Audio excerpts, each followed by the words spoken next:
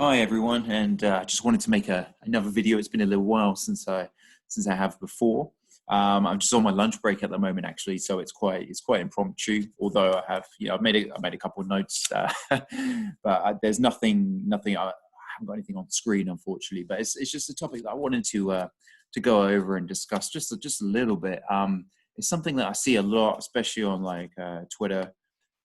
I mean, that's probably one of the only places I really look, to be honest, and some other little forums. But and it's to do with this, and it's usually it's spoken about in regards to Bitcoin, but it does lend itself to other digital assets as well, and that's this argument that Bitcoin, it can't be controlled, it can't stop it. It's this almost like this freedom fighter sort of like rhetoric, in terms of like the government. Oh God, I hate those guys, and this is going to show them and stuff, and there's nothing they can do about it. And a lot of people that I watch and stuff, yeah, sometimes do touch upon it and stuff. And like I say, it does apply. It applies to the majority of digital assets, but I think it's more vocal, to be honest, from the Bitcoin crowd, because they have that kind of that drive and that anti-gov sort of feelings. But what I want to talk about today is why I feel, and I haven't really seen it covered that much, and that is why I wanted to make this video. That actually, it kind of, Bitcoin can, in a sense, be controlled, and I'll tell you why. I'll just jump straight into it. And it's to do with fees. It's to do with fees. If I take, for example, if you're buying something off Amazon, and perhaps even you're in a different country and you're buying off Amazon.com. I myself personally and stuff have witnessed, if you're importing this good, like sometimes you have to pay like extra fees on top of that, like an import fee. So what once was originally a good price is now either a not so great price, or actually even an increased price. And once you start to apply these fees to things, the act of transacting actually isn't that much more appealing and stuff. Like, if we take another example, if I wanted to go to my local supermarket and I want to buy, let's just go very, very, very basic, just a loaf of bread. I want to buy a loaf of bread. Say that cost me like $1, like fiat cash, whatever. Use my normal bank card with that, a $1 bread. And then say I want to make that same transaction, and I know that sometimes cards which are linked to exchanges and crypto accounts are gaining a lot of traction right now. And yeah, I personally think it's a good thing. But say if I want to use this same thing, and okay, I want to pay for my bread with Bitcoin. It doesn't even have to be Bitcoin, to be honest. It can be any digital asset. But what happens if, because I want to use that card, I then have to pay the equivalent of, maybe, let's just say $1, $1.09, $1.15, anything over $1, basically, because of some kind of like conversion fee. Maybe not getting the best rate of exchange there. Then again, you're, even in that example, you're looking at like a percentage increase.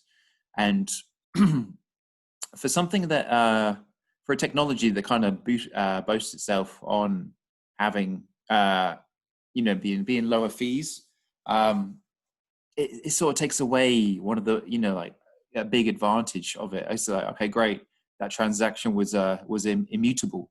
You kind of have to like rein it back to, if we're talking about wide scale popular adoption, how if I'm buying that loaf of bread and stuff, like, how important is it to me that transaction is just can never be changed, and no one can ever alter that, when I had to pay possibly like 10% more the actual bread. Like if we're talking about everyday use cases and stuff, you got to think that actually that the benefits they're just not there really. So and in a way, I guess it kind of lends itself to this kind of thing of, oh well, you're just going to hold on to that Bitcoin. Then you if we are talking about Bitcoin specifically now, and it lends that kind of it's a good store of value. But then again, you could, okay, so you hold on to that Bitcoin and you keep holding on to it. But maybe there is one day when you say it has gone up in value, and then you want to cash some of that, out into any kind of different asset. I mean, hopefully in the future, it will be quite easy to be able to transfer that into perhaps stocks or anything. But when you want to do that, if the fees to do that and the middlemen, it's just been taken again. I don't understand. It doesn't seem that much better than the current situation. I mean, I've used exchanges where I've made transactions between two different digital assets, and you lose out rather than just buying it straight up. With fiat. So it kind of goes to beg the question, about the benefits you're kind of being told about, like with these assets and stuff, like one which being low fees. Like if I take even XRP, like transferring money cross borders and stuff, the transaction fee for actually doing that on the ledger is very small. But it's when the access and the third party people get involved and they take their cut, then it makes it no different to the current system. And in terms of, if I go back to what the whole reason why I actually went a bit of a tangent in a way, but the reason why I wanted to make this video was because, like, I believe that is a method of control. If the fee is so high, for example, if I wanted to buy a TV on Amazon and I had the Bitcoin, you could say like, oh, no one's stopping me. But if the fee is then say 20%, why, like, you're not going to want to do that. And in a way, you are being controlled either to dissuade by not actually using it at all, or someone's massively benefit. Obviously the person who's converting that or taking that payment is directly benefiting.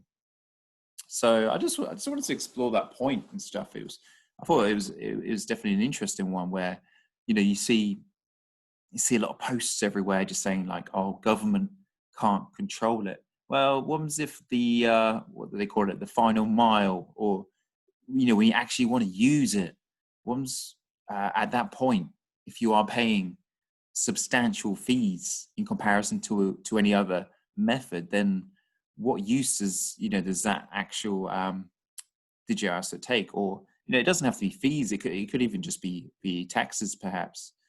Either way, just like I get, it's going to be a form of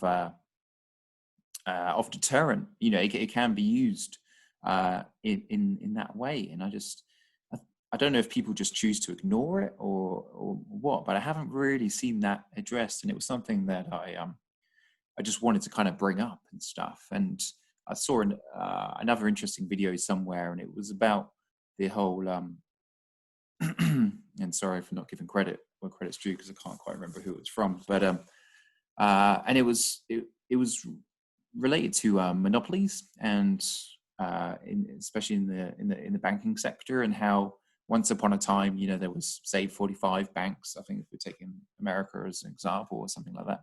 And then over the years, obviously, mergers and takeovers, occurred and stuff, until you're kind of left with these, like, 4 or 5 big behemoths, and as a result, um, for example, they might have been competing in the beginning. Like, for example, if we're talking about interest rates and stuff, like they might have been offering, great deals, great high interest rates. I mean, obviously the financial situation, the whole macro situation was a bit different during those times as well, which must be taken into consideration. But once you kind of whittled it down to the last few companies and stuff, then if you know anything, like there's just no incentive there for them then to provide excess interest rates, and I do wonder when over the next I mean, it's hard to put a time frame on it really, but let's just say arbitrarily like 5 to 10 years and stuff, like once you've had sort of like the run up of like so many companies offering similar sort of products, and there's a lot of competition in the areas, and we're seeing these great percentage returns and stuff. What happens a bit further down the line once they are established, and then with mergers and takeovers start to take place, and then once again we're left with 4 or 5 like main players who then can kind of dictate it. Are we then going to see it's the what's the right word, it's the right climate then almost for you won't have as much choice as perhaps originally, so therefore if we're talking about let's just get rid of that. If we're talking about interests paid out for holdings, that likely excuse me, will likely decrease, as well as the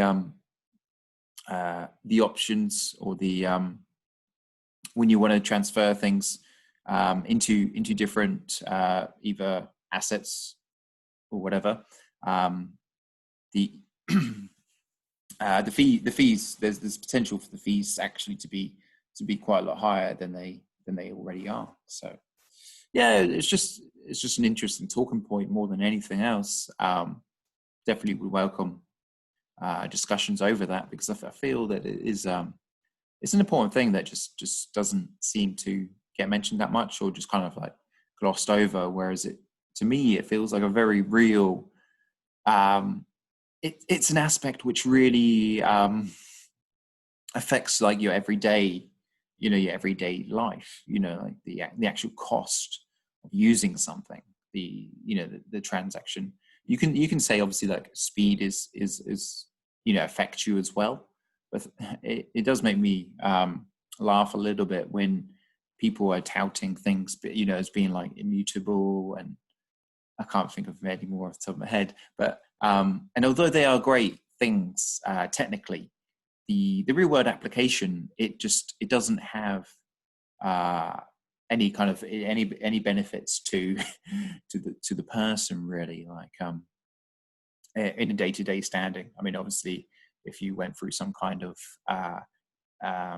what's the word, if you needed some kind of refund or something for that, then okay, great, we've got we've got everything on ledger and stuff, and various disputes, but as we're kind of seeing and stuff, like I think, and this might just be me talking now, but I was thinking once upon a time when I thought, oh, if governments are going to use DLT, and then cool, we're going to there finally won't be any kind of like secrecy and all this hidden spending and stuff, and it's funny, like looking back I can see how naive that already was, because you already can see now there's various methods of getting around those kind of things and stuff. So nothing would change in that respect either. So yeah, interesting talking point. Just wanted to put that video out there, and I'm hoping to just to make a few more